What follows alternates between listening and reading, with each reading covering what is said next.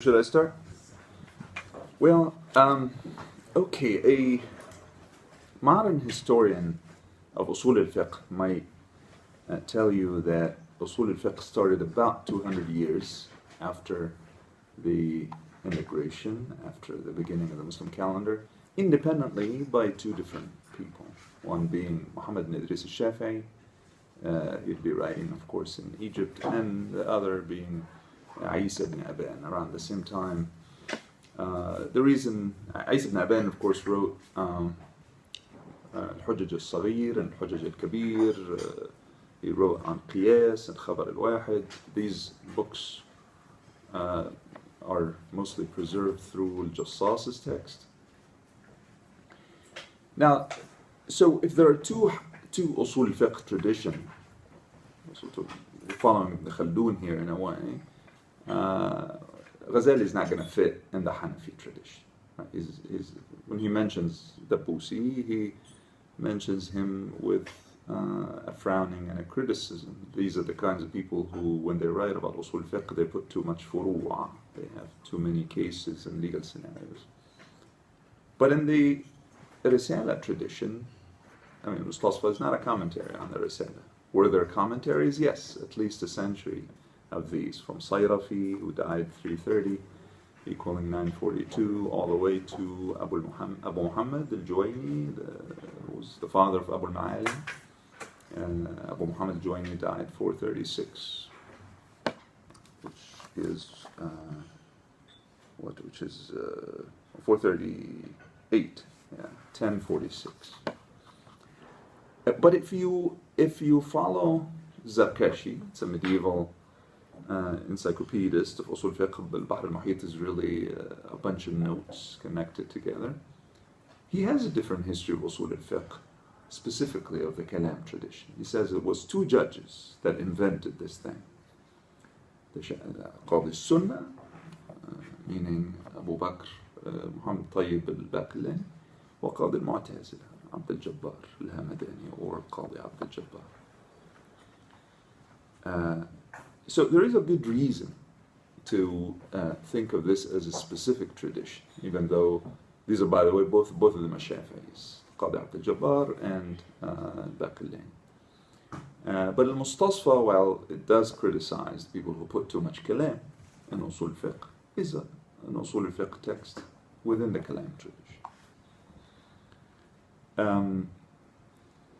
Mustasfa was destined to be considered one of the four basic texts of Usul al-Fiqh, of which three are known. Again, Abd al-Jabbar, Qadi's text, that's the missing one, either al-Ahd or al-Umud.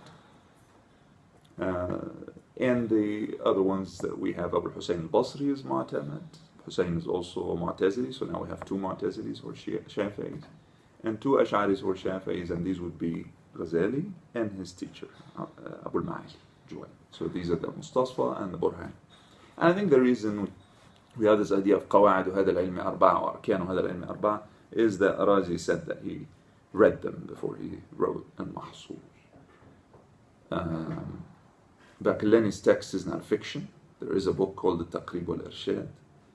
The problem is it's not complete. There is one manuscript that was 536 leaves, discovered in India and published as the first half of the short Taqrib. So supposedly there is a Taqrib and Irshad that's so big, 10 volume or something like that nobody has seen. And there's the short one. The short one, if we believe that what was published is half of it, would be 6 volumes. So because the 536 leaves became 1,000 printed pages, 3 volumes that we have. So there maybe is a reason that Razi doesn't mention it. Either didn't read it, or didn't think that it was, although of course if you read the Mustasfa, it's indebted to Taqrib. It borrows comfortably from Baqillani and it cites him by name too.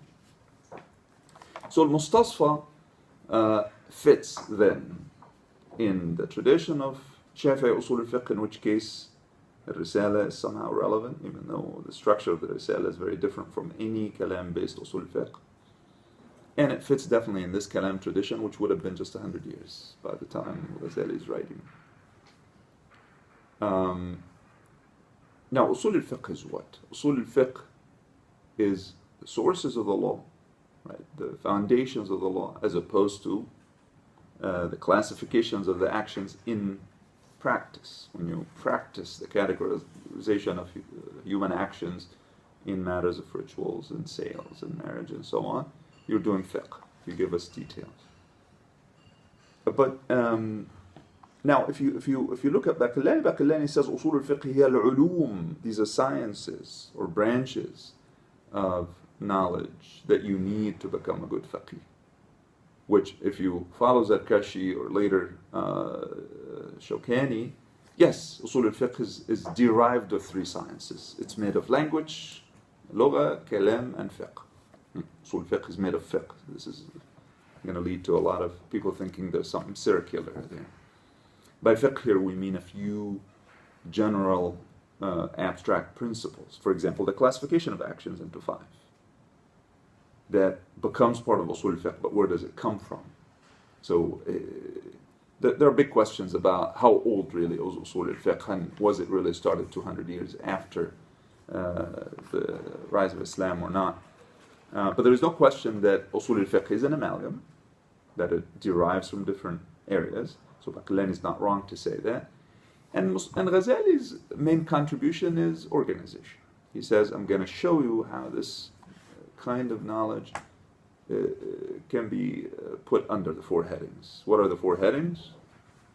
The classification of actions, the sources of the law, al-adillah or usul al-ahkam, how to derive one from two, how to derive the ahkam from the sources, and the qualifications that pertain to the person who does that, the mujtahid. Now, if you go back to Juwayni, all this information is there, but it's not that organized, and it's not clear that it is four. It could be five, or even more. If you go to Shafi'i, he really just talks about the sources. Risala, this is how you get the law. Al-Kitab, and it's all about interpretation. Then, and he wants to convince you, of course, that Sunnah and Kitab are essentially the same thing. The Prophet has the same power to tell us revelation through his own language, just as he has the power to convey what God says. These are capable of mutual abrogation, etc. Right? So Risala, Shafi'i's Risala, is a very it derives from this sense that it is about the sources in that narrow sense. And of course, when he talks about qiyas, Shafi'i still, we're talking qiyas, al-qiyas al-ijtihad, and that gets much more complicated by the time Ghazali is writing. Right? So Ghazali's text is important. It's one of four basic texts. Whether this was an accident of history or too much trust in Razi or however, that's just survived, that text. And it is actually a good book. So objectively, or if you take my judgment, it's not a bad book in terms of summarizing the field at the time. I wouldn't say the same thing about the other things that I know of Ghazali. I don't think his books are usually good. But this is one good book. Now, as I said, what's in the Mustasfa is this classification. Before the four quarters, there's an introduction, and the introduction is about logic. And he says that this is not just the foundation for doing law, this is the foundation for any reasoning. This is the foundation for you to do anything. You have to know what definitions are, you have to do what arguments or burhan, the arguments that stick, the arguments that make sense. Burhan always establishes the correctness of a statement. So there has to be an isnad or a statement, a relationship between two things which will be known through had or definition. Right? So definition attacks the individual entity or that's expressed by a single word, and the relationship between the two is a statement as an assertion, and that leads to other statements being needed through syllogism, for example, or through mostly the most productive thing really, and if you see it in practice, but also it's obvious in the definition, sabr wa taqsim. This is really 80-90% of arguing, is if you can decide when there is a claim, if this claim belongs to a certain group of possibilities. If you can limit the possibilities to 5 and destroy 4, that's all you need. You don't need to argue for the 5th. It survived. So it's a sabr wa taqsim leading to a reductio ad absurdum, essentially. But what I put here in the paper, and I definitely want your opinion, because I wrote, after I read and I spent my time just remembering the text. That was actually my first text that I read in Usul al-Fiqh in '92, and I read it on my own, so I didn't really understand it until later when I read other texts in the accompanying scholars, and then I went back to it and I started to understand it more. But this time, so I read the whole thing, then I wrote very quickly, because I didn't also want to tailor stuff. I just wanted to see what comes out. But there is no necessity as far as what information I can put there. I can put other examples. So I really want your impression. You don't have to tell me now, shoot me an email and say, well, yeah. So for example, is this really engaging? Is this boring? Does it seem to cover the whole field for you if you're broadly interested in it? But now, in the next 10-15 minutes, I'll still summarize that without reading much from the paper. The first issue of where the law comes from that has to be settled, it doesn't come from reason only, right? Reason is not sufficiently productive of the laws. You'll see very quickly that it is important. But by itself, what does it mean to say that reason by itself produces law?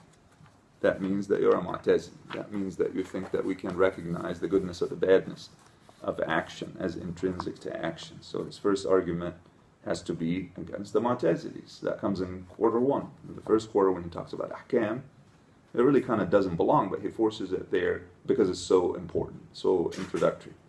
But the Mu'tazila hold that human actions are good or bad. This goodness or badness is known by the human reason without the mediation of any reflection, such as the goodness of saving a drowning person and those on the verge of perishing, and such as being grateful to the one who bestows all of life's gifts. That's a basic theological question. Wujub shukr al-mun'im aqlan. So without knowing whether this mun'im is one or multiple or whatever, but just if you know that somebody gave you gifts, the gifts that exist in this world, can you, ala ibn Tufayl, ala Hayy ibn Aqdhan, just know that you have to be thankful. Of course, you'd puzzle how to do that. But anyway, so and such as being grateful to the one who bestows all of life's gifts, and such as the goodness of truthfulness, and such as the badness of denial of the gifts, that is kufran, that would be the opposite of what Hayy ibn Aqdhan should come to do. Inflicting pain on the innocent, all examples of badness, right? That's intrinsic and doesn't take much to think, right? You don't need revelation for these things to know. And lying with no justification, right? Some of these are known via reason after some reflection, such as the goodness of truthfulness, from which harm ensues. That needs reflection, so it doesn't need revelation. So you're going to be truthful, and that would cause some harm, but you'd still do it. It's good to do that, even though it leads to some problems. And the badness of lying, from which benefits